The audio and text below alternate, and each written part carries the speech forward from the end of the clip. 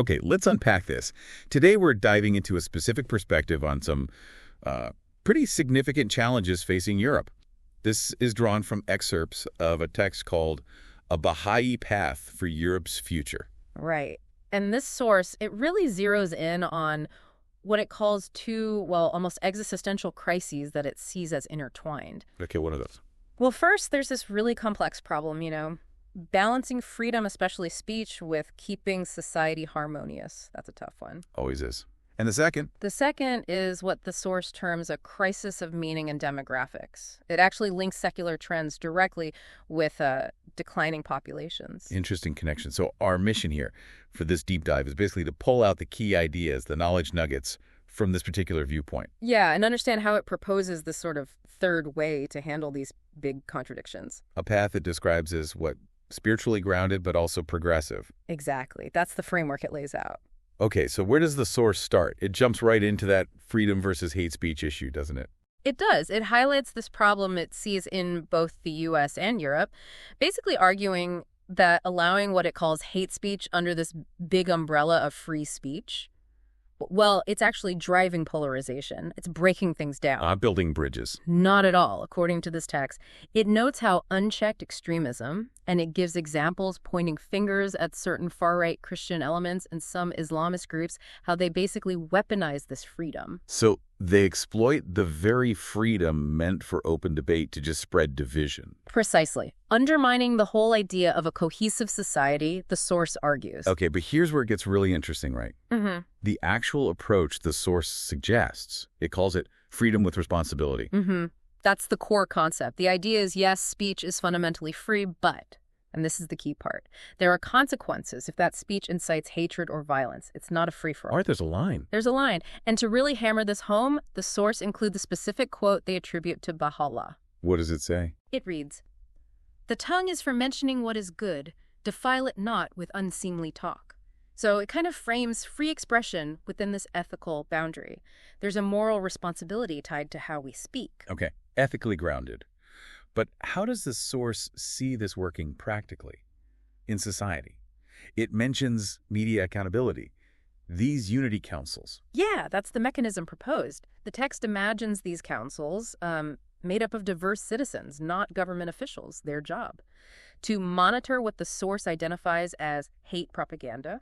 But not state censorship. The source is clear on that. Very clear. No government bans. Instead, it argues the way to discourage malicious speech is through, well, public pressure and getting media outlets themselves to stick to ethical guidelines. So these councils are more like societal watchdogs, independent ones. That's a good way to put it. Operating outside direct state control, acting as a kind of public conscience. So it's less about suppressing ideas from the top down. And more about fostering an environment where hate doesn't thrive, which just leads to the other big piece here, education. Right, education over suppression. Makes sense. The argument in the source is pretty straightforward.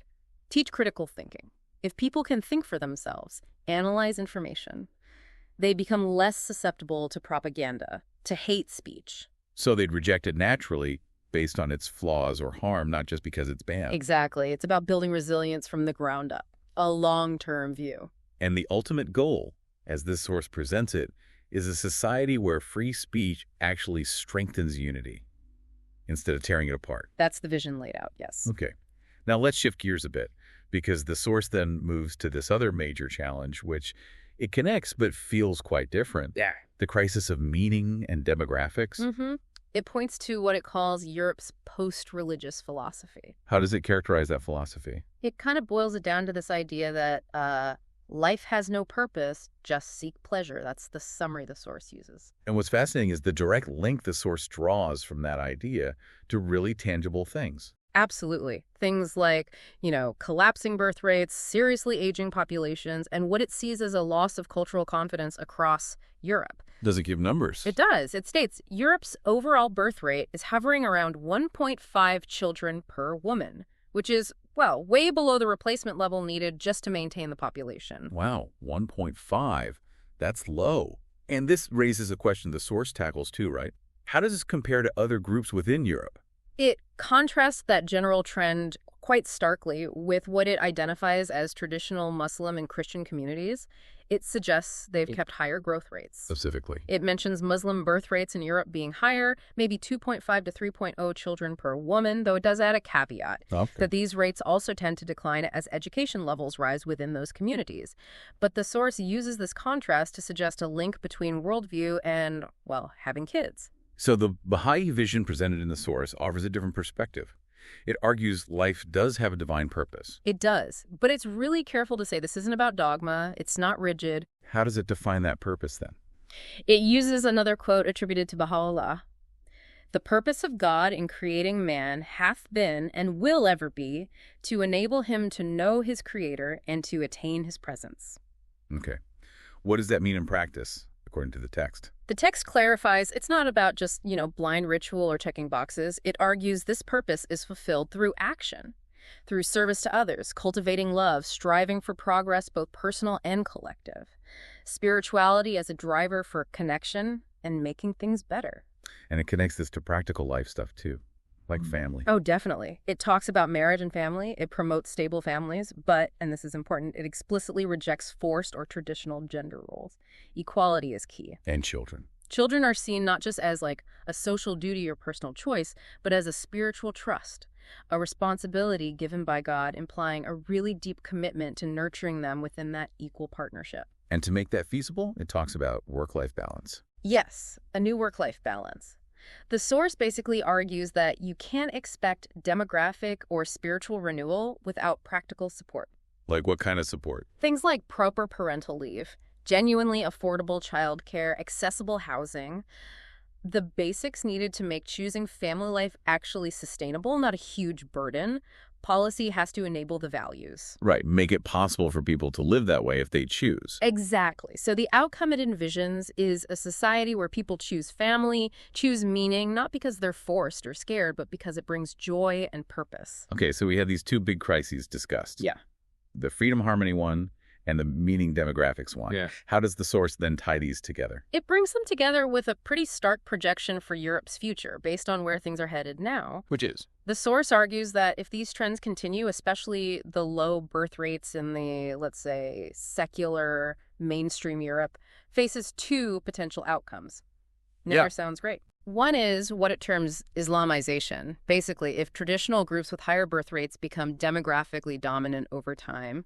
The other potential outcome is just societal collapse if the overall population decline and aging just continues unchecked. Wow. So stark choices. And the Baha'i approach, connecting back to the bigger picture, is presented as avoiding both those extremes. Exactly. It positions itself deliberately as that third way. It rejects what it portrays as atheist hedonism leading to decline, and it rejects a rigid theocracy, which it sees as the other risk. And this third way involves what the source calls a new social covenant, with spiritualized secularism as a core piece. Yes, that's a key term. What does that actually look like, according to the text? The source explains it as a system where your laws, your governance, they're guided by universal moral principles, justice, compassion, equality, things like that. Principles perhaps derived from spiritual insights. But without enforcing specific religious beliefs. Correct. No enforcing dogma. It's about weaving ethical foundations into a basically secular structure. Okay. And on the demographic side, it mentions voluntary parenthood. Mm-hmm. That's the source's answer to the falling birth rates. Instead of forcing people or just letting things slide, it suggests encouraging children through positive incentives, making it desirable and achievable again. Support structures we talked about earlier. Exactly. And it also mentions breaking down tribal barriers. How? By promoting interfaith families. So, normalizing marriage between people of different backgrounds, Muslim, Christian, Baha'i, others. Yeah, the source sees that as a really practical way to build bridges, foster understanding, and chip away at those old divisions that cause so much conflict. Makes sense. And finally, it loops in economic justice. Why is that essential here? Well, the source argues that economic despair, hopelessness about the future, financial insecurity is a major hidden driver behind low birth rates and that general loss of confidence. So things like fair wages, affordable housing, they aren't just economic issues. It's not solely. According to this text, they're crucial for creating the stability and hope people need to feel secure enough to, well, invest in the future, raise families. It's all connected. And the result of all this, the source claims, is a stable, renewing society that blends the best of tradition like purpose, family with progress, and equality. That's the proposed outcome, yes.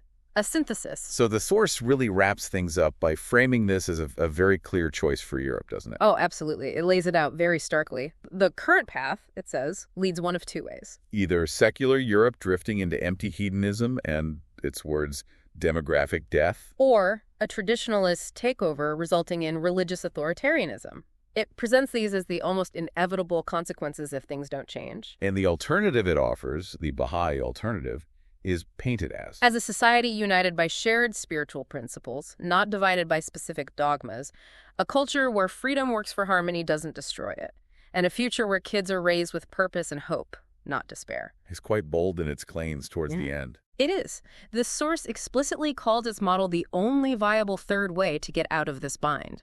And it ends with a real sense of urgency. It warns that if Europe keeps, quote, vacillating between atheism and theocracy, it's headed for collapse. Time to act is now, basically. Right. So wrapping this up for you, our listener, what does this all mean? This deep dive into a Baha'i path for Europe's future has laid out a very specific vision. It argues its framework is this crucial third way, a way to tackle these huge challenges, balancing freedom and harmony, dealing with crises of meaning, demographics, all intertwined. It makes a case, from its own perspective, of course, that weaving certain spiritual principles into a progressive society is, well, necessary to avoid what it sees as decline on one hand or authoritarianism on the other. So, based purely on what we've explored from this source, here's something for you to think about. Given the real and significant challenges Europe is grappling with, the ones this text highlights, does a framework like this, one that actively tries to find a middle ground, aiming for spiritualized secularism and freedom with responsibility, does that offer a genuinely promising path forward? Or does trying to bridge secularism and spirituality perhaps introduce its own unique set of difficulties and unanswered questions, something to mull over?